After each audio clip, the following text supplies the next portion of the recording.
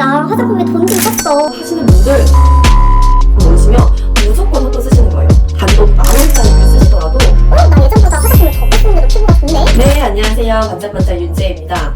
여러분, 요즘 날씨가 너무 추워지면서 피부도 약간 푸석푸석하니 관리 좀 해볼까 싶어서 화장품에 돈도 좀 쓰고 피부 관리도 열심히 하는데 뭔가 딱히 좋아지는 건 잘 모르시겠죠?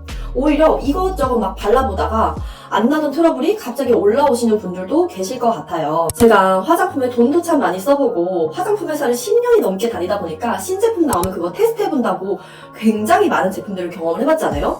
그래서 기본적으로 최소 화장품으로 최대 효과 누리는 방법, 이거를 그래도 잘 알고 있습니다. 그래서 오늘 그 방법을 알려드려 볼게요. 나 화장품에 돈 좀 썼어 하시는 분들 화장품 성분 그만 모르시면 무조건 헛돈 쓰시는 거예요. 아무리 비싼 10만원, 100만원짜리 화장품을 써도 나쁜 궁합으로 쓰면요 피부를 망치는 겁니다. 오늘 제가 알려드리는 거 잘 기억하고 계시면 단돈 10,000원짜리를 쓰시더라도 나 예전보다 화장품을 적게 쓰는데도 피부가 좋네? 이런 생각이 분명히 드실 거예요. 그리고 오늘 저는 좋은 궁합, 나쁜 궁합 이것만 말씀드리는 게 아니라 그래서 어떤 제품이랑 같이 썼을 때 좋은데 라는 것까지 살짝 말씀을 드려볼게요. 그럼 바로 시작하겠습니다.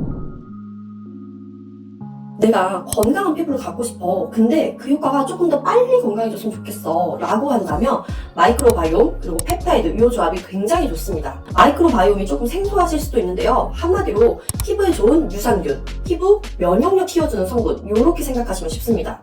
우리가 장 면역력을 키우려고 뭘 먹죠? 장에 좋은 유산균을 먹죠. 그러면 피부의 면역력을 키우려면 피부에 좋은 유산균이 필요합니다. 사실 우리가 피부의 면역력이 떨어지면 거의 웬만한 피부 문제들이 다 올 수 있어요.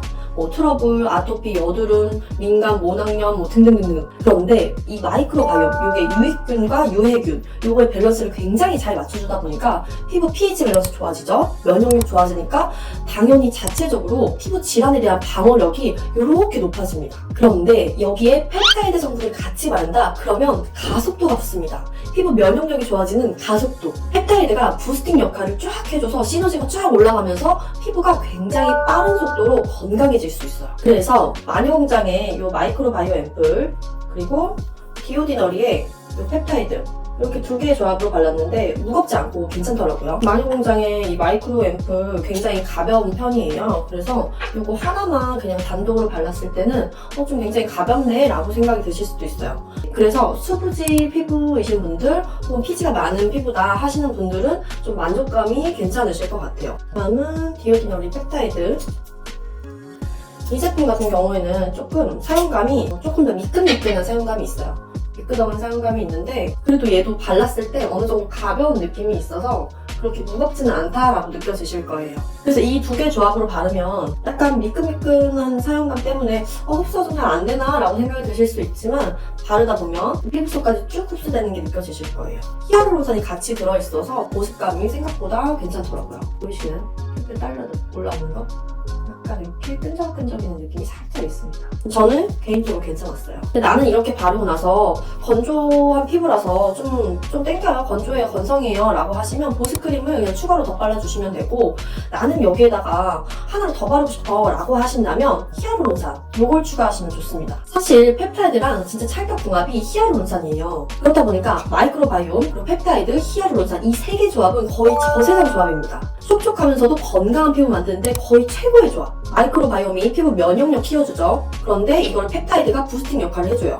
그런데 마이크로바이옴이 수분 유지를 또 잘 해주거든요. 그런데 여기 히아루론산을 같이 바른다? 그러면 이 히아루론산이 수분을 탁 잠그면서 이 세 개가 시너지가 굉장히 많이 올라갑니다. 저는 방금 보여드린 그 마녀공장 마이크로바이옴 앰플에다가 디오디너리 펩타이드 그리고 마지막으로 보이시나요? 멜라쥬 히아루론산 앰플 이렇게 발랐는데 이렇게 세 개만 바르고 잤거든요. 그런데 다음날 크게 건조하지 않으면서도 안색이 굉장히 맑더라고요. 한 가지 이제 마이크로바이옴 성분 바르실 때 주의하셔야 될 점은 항균 성분이 너무 강한 제품들 같이 바르면 나쁜 궁합이에요. 어성초나 살리실산 같은 그런 항균 성분이 너무 강한 제품들은 마이크로바이옴 그 유산균이 균 역할을 잘 못하고 그냥 죽어버립니다. 그래서 효과가 없기 때문에 이 두 개는 좀 같이 피해주세요. 다음은 비타민C와 비타민 E, 바로 토코페롤입니다. 비타민 C랑 비타민 E가 만나면 아주 강력한 항산화 효과가 있어요.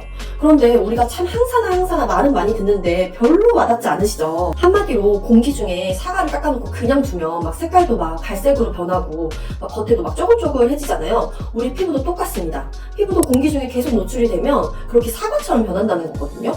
왜 나이 든 피부를 보면 막 겉에도 막 거무튀튀하고 막 쪼글쪼글 하잖아요. 이걸 막아주는 게 항산화예요. 그래서 내가 피부 칙칙해지는 거, 그리고 안티에이징 이런 거에 관심이 좀 많다라고 하시는 분들은 비타민 C와 E 요 두 개 조합 아주 강력히 추천드리고 싶어요. 그래서 저는 그 혁신 개념에 비타민 C랑 E 요 성분이 같이 들어가 있는 요 제품 추천드리고 싶어요.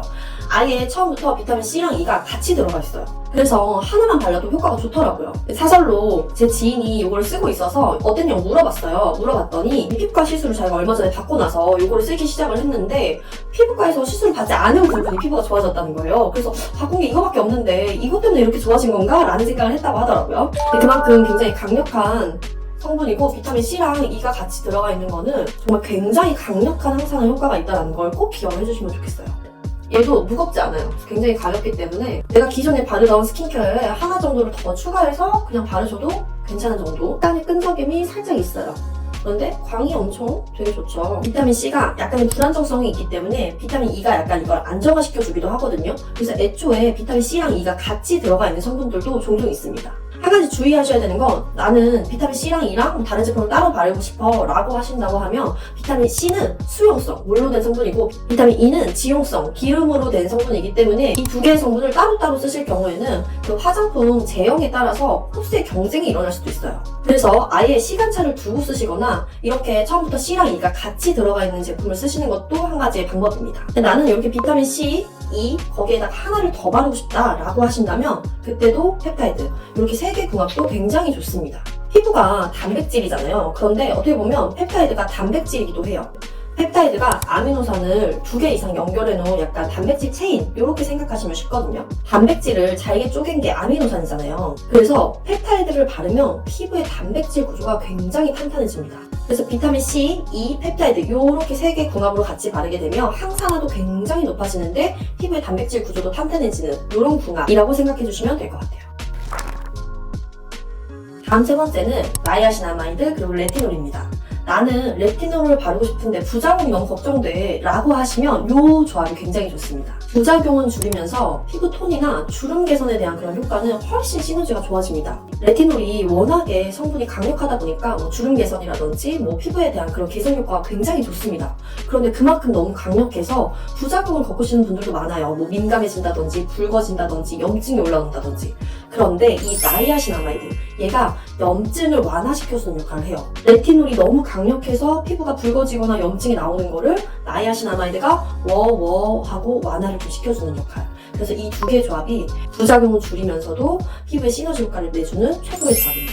저는 종근당에서 나온 CKD 레티놀 크림이랑 디오디노릭 나이아신아마이드 이 두 개를 같이 발랐어요. 그리고 나는 피지가 많아서 고민이야, 여드름, 염증기 이런 게 고민이야 하시는 경우에는 나이아신아마이드 그리고 여기에 살리실산 이 궁합이 굉장히 좋습니다. 염증도 감소시켜주는데 여드름이나 그런 피지에 대한 불균형을 굉장히 잘 조절을 해주기 때문에 이 두 개의 궁합을 같이 발라보시는 것도 좋을 것 같아요. 좋은 궁합을 세 가지 정도 말씀드렸는데 그러면 여기서 질문을 드려볼게요. 비타민과 레티놀 좋은 궁합일까요? 나쁜 궁합일까요? OX? 정답은 세모 궁합입니다. 사실은요, 이 두 개의 성분은 같이 바르면 피부에는 더 좋은 궁합이에요. 항산화라든지 노화 예방이라든지 이런 거에 굉장히 상호 보완적이기 때문에 같이 발랐을 때 피부에 굉장히 좋습니다. 그래서 레티놀 같은 거 제품 자세히 뜯어보면요, 안에 비타민 C가 같이 들어가서 아예 처음부터 나오는 제품들도 많거든요. 그런데 종종 이 두 개가 나쁜 궁합으로 꼽히는 이유는 자극감 때문이에요.